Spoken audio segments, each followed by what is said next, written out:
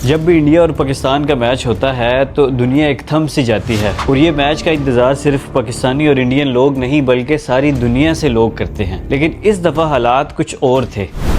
ना तमाशाइयों में वो जोश देखा गया, ना सड़कें उस तरह वीरान हुई जिस तरह यूजुअली पाकिस्तान और इंडिया के मैच के दौरान होती हैं। यहाँ तक कि बहुत सारी टिकटें तो आखिरी दम तक सेल भी नहीं हुई। क्या इसकी वजह विराट कोहली और रोहित शर्मा का ना खेलना या बाबर आजम की अदम शमूलियत थी? यह बात इस दफ़ा कुछ और थी। कहा यह जाता है कि क्रिकेट एक जेंटलमैन गेम है, लेकिन इस दफ़ा सिचुएशन ज़रा तब्दील थी। देखा जाता है कि पाकिस्तान और इंडिया के मैच के दौरान जब टॉस होता है तो यूजुअली टॉस के बाद दोनों कप्तान आपस में मुसाफा करते हैं, लेकिन इस दफ़ा match referee Pakistani captain Suleman Ali Agha को मुसाफा करने से मना कर देते हैं। और यहाँ से आगाज़ होता है एक ऐसी कंट्रोवर्सी का कि ये दोनों मुल्क आपस में मैच जीतने की बजाय इस मुसाफे पर डिबेट करना स्टार्ट कर देते हैं। ये बात तब ज़्यादा आगे बढ़ी कि जब आम तौर पे मैच ख़त्म होने के बाद दोनों टीमों के खिलाड़ी आपस में हाथ मिलाकर ग्राउंड से रवाना होते हैं, लेकिन इस दफ़ा सूर्य कुमार यादव बगैर हाथ मिलाए ही अपनी टीम को वापस ड्रेसिंग रूम में ले गए। ये शायद क्रिकेट की तारीख में पहली दफ़ा हुआ होगा। लोग सोच रहे थे कि ऐसा क्या हुआ कि दोनों टीमों के खिलाड़ी आपस में हाथ भी नहीं मिलाना पसंद कर रहे, लेकिन ये बात तब क्लियर हो गई जब मैच जीतने के बाद सूर्य कुमार यादव ने अपनी जीत को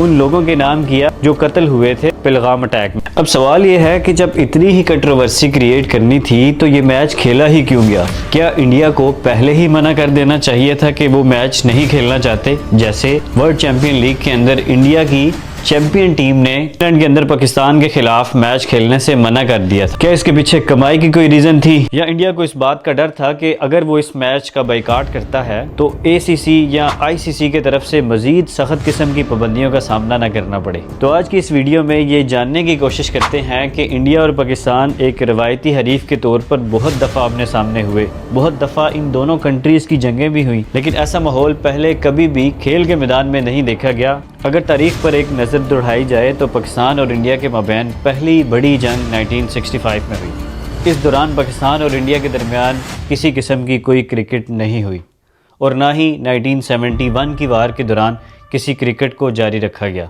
बल्कि ये क्रिकेट बंद रही 1977 तक। लेकिन इस दौरान किसी किस्म के खेल को जंग का मैदान नहीं बनाया गया, बल्कि खेल को बंद कर दिया गया। फिर बात करते हैं पाकिस्तान और इंडिया के दरमियान वर्ल्ड कप के एक मैच 1999 की। इस दौरान पाकिस्तान और इंडिया के दरमियान कारगिल की वार भी चल रही थी, लेकिन मैच को किसी किस्म की कंट्रोवर्सी नहीं बनाया गया, बल्कि इस दौरान भारतीय कप्तान अजहरुद्दीन ने एक इंटरव्यू में ये कहा कि हमें पता है कि हमारे जवान बॉर्डर पर लड़ रहे हैं, वो अपना फ़र्ज़ निभा रहे हैं और हम अपना फ़र्ज़ खेल के मैदान में निभाएंगे। पाकिस्तान की क्रिकेट की तारीख का सबसे बुरा दौर तब शुरू हुआ जब 2009 में श्रीलंकन टीम की बस पे लाहौर में हमला हुआ। इसमें 6 पुलिस एहलकार जख्मी हुए, 2 आम शहरी भी मारे गए और 7 श्रीलंकन टीम के खिलाड़ी भी जख्मी हुए। इस हमले के दौरान पाकिस्तानी 6 पुलिस मैन मारे गए और 2 आम शहरी भी मारे गए और 7 श्रीलंकन टीम के लोग जख्मी हुए। ये वो दौर था जब पाकिस्तान ने अनकरीब 2011 में एशिया कप की मेज़बानी करनी थी, लेकिन बदकिस्मती से इस वाक़े के बाद पाकिस्तान से एशिया कप की मेज़बानी छीन ली गई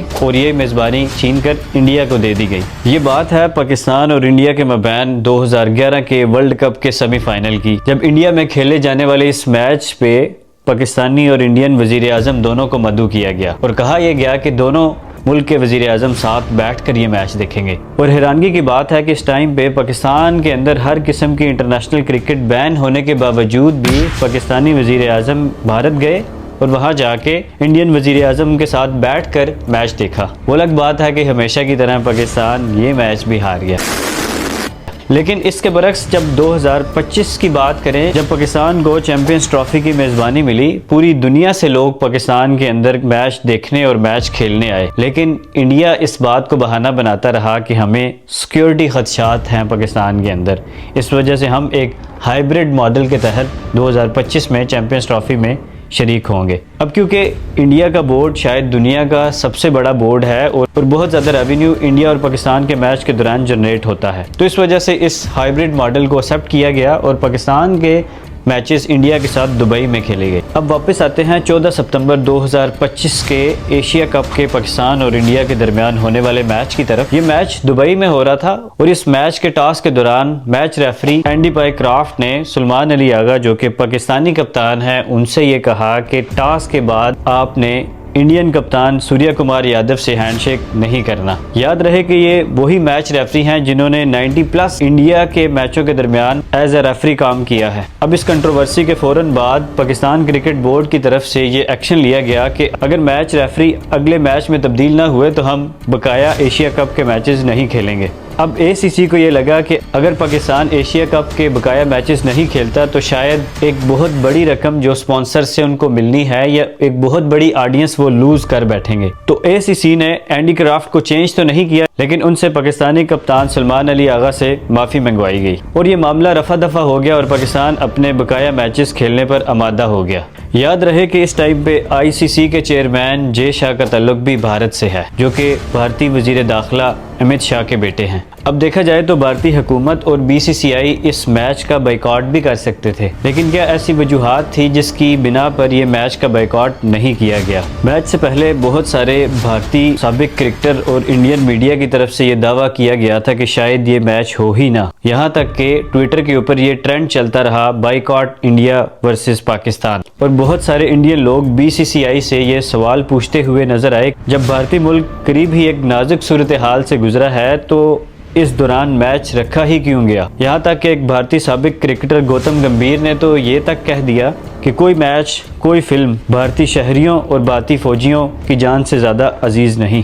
लेकिन इस सब के बावजूद भी ये मैच हुआ। अब कुछ ऐसी चीज़ों पर नज़र डालते हैं कि अगर इंडिया इस मैच का बाइकआउट करता या एशिया कप का ही बाइकआउट करता तो किन किन नताइज का सामना भारत को करना पड़ सकता था। भारत इस चीज़ का ख्वाहिशमंद है कि फ्यूचर में ओलंपिक्स भारत में हो, लेकिन अगर भारत एक न्यूट्रल वेन्यू पर किसी दूसरे मुल्क के साथ मैच का बाइकआउट कर देता है तो ओलंपिक्स कैसे भारत में मुनक्किद हो सकता था। तो भारत के ज़हन में ये था कि अगर हम इस मैच का बाइकआउट करें तो शायद फ्यूचर में हमसे बहुत सारे मैचों की मेज़बानी छीन ली जाए, जिसमें फ्यूचर में ICC के भी बहुत सारे टूर्नामेंट्स भारत में होने हैं। अगर तारीख पर नज़र दोहराई जाए तो 1986 के अंदर भारत ने और 1990 में पाकिस्तान ने एशिया कप का बाइकआउट किया था, लेकिन अब वक्त बदल चुका है। अब बाइकआउट का मतलब है करोड़ों रुपए का नुकसान। यही वजह है कि पाकिस्तान भी इस बात पर आमादा हो गया कि चैंपियंस ट्रॉफी भला ही पाकिस्तान इसका मेज़बान है, लेकिन ये अगर पाकिस्तान नहीं आना चाहता तो कोई बात नहीं, हम हाइब्रिड मॉडल भी खेल लेंगे,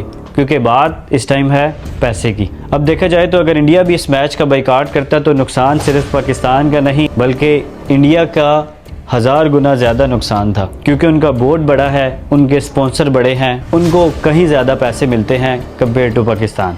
अब सुपर 4 के अंदर पाकिस्तान और इंडिया का अगला मैच है जो 21 सितंबर को खेला जाना है। आपको क्या लगता है कि ये मैच होगा या नहीं, और अगर ये मैच होगा तो इसके अंदर क्या नई कंट्रोवर्सीज आ सकती हैं? कमेंट्स में ज़रूर बताइएगा।